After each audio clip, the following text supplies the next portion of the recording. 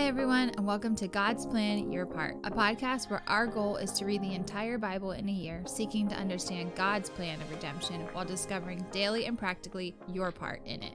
Hey guys, welcome back. Today we are in our final winding down days of Jeremiah. We are on our second to last episode of Jeremiah. And the sound of Jeremiah's message is kind of turning a little bit. We are hearing some devastating news for the Babylonians and what will come to pass through the prophecy of Jeremiah to the Babylonians, which is kind of crazy because we're so used to hearing the judgment that is falling on the people of God. So it is an interesting turn to hear these words coming for a different group of people. I talked yesterday about how we are in a new segment of Jeremiah that is outwardly focused. And it basically shows how God is God over all the earth. Like we've been hyper focused on Judah specifically, then probably like by association Israel, and now we're seeing that God is in control over many other nations. Some of these nations would have been like loosely related to the Israelites. We talked a little bit about Edom. The descendants of Edom come from Esau. So that's why sometimes instead of saying Edom, it actually said the text actually says Esau. So these are like close relative. I did catch people. that. That's interesting. Yeah, I think Edom actually means red somehow. That could be as wrong. As in R-E-D, as in yeah, like the holy color, cow. like that is what was said of Esau when he was born. Yeah. Anyway, there's many judgments here. Yesterday we talked about how we've heard about God judging Judah for their disobedience. Now we're seeing God judging all these other nations for their disobedience. And ultimately what we get in chapter 50 is that God is going to judge Babylon for their disobedience. So we have talked about how Jeremiah was assumed to be a spy. And the people of Judah really hated Jeremiah because he was always on Babylon's side.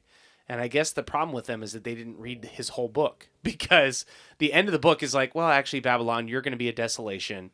You're going to be a horror. People are going to walk by and hiss at you. These are all the same things we've heard of. We have heard Judah many of these things before. Yeah, it's crazy. And ultimately, Babylon is going to be judged for the way that they carelessly destroyed God's people and for the utter disrespect they have for the Lord. So this is interesting, because God is using a disobedient people as his instrument of sovereignty against his own people. And ultimately, he is going to punish those disobedient people. So this is the justice of God being at work. Like, he doesn't let the Babylonians sneak out because they've been judging the people of Judah. So there is interesting things in these passages. I do feel like between yesterday, today, and probably a little bit tomorrow, we probably sound a little bit like a broken record, because we're just reading lists of nations that are going to be judged and going to be destroyed. Yeah, but our study Bibles talk a little bit about how Babylon falls, and it's actually really interesting because Cyrus captured the well-fortified city of Babylon with a very simple plan. So the Euphrates River actually ran through Babylon, and what they ended up doing was they just kind of like, they dug out, it says they dug out canals to change where the flow of water went, so they could just like basically like sneak through where the water was going into the city. And like, that sounds so basic, but like that was all part of God's plan in order to allow what he wanted to happen, which to me is just like, that is such a crazy, unique part of history. Like, those stinking canals, that was all it was. Yeah. All to change the course of history for God's people. That's nuts. We know from the course of history that this is, in fact, what happened.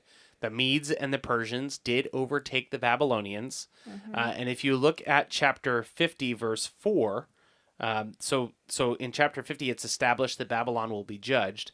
Verse 4 says, "In those days and in that time, declares the Lord, the people of Israel and the people of Judah shall come together, weeping as they come, and they shall seek the Lord their God. They shall ask the way to Zion with faces turned toward it, saying, Come, let us join ourselves to the Lord in an everlasting covenant that will never be forgotten."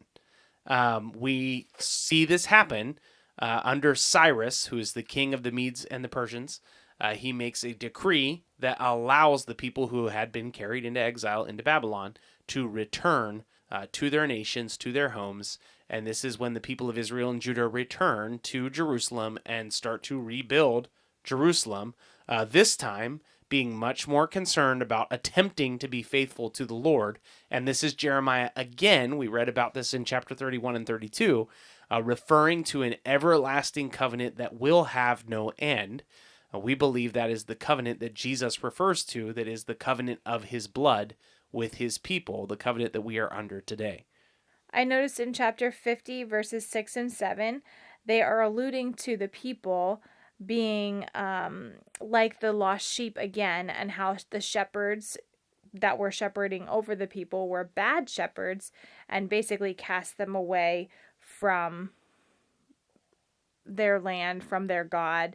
And what these verses are saying is that as they were like cast out, the people who have devoured them, like the Babylonians, say, and this is verse 7, they say, we are not guilty, for they have sinned against the Lord, their habitation of righteousness, the Lord, the hope of their fathers. So what's interesting to me is like they have this mentality too of, well, they're the ones that are sinning against God, so it's not our problem. But what's funny is that God ends up using those same, like you said earlier, those same wicked people to judge, because they are just as wicked as the ones that were cast out by those bad shepherds. So God is going to use all and every kind of bad for his own good. Yeah, that is probably the most interesting thing in all these destruction passages, is that it becomes very obvious that God is ultimately in control, that God is moving and shaking and changing and shifting things for his honor and for his glory. And every time a human being, a king, says that they are in control and they have the power, it is revealed that they in fact do not have the power, and God is in control. And what does God desire? Ultimately, what God desires is an obedient people with faithful shepherds. Well, I think this is because I'm trying to think of a your part, and I think it's becoming more and more clear as we talk about it throughout these two chapters. This is all destruction that is coming on the enemies of the people of the Lord now.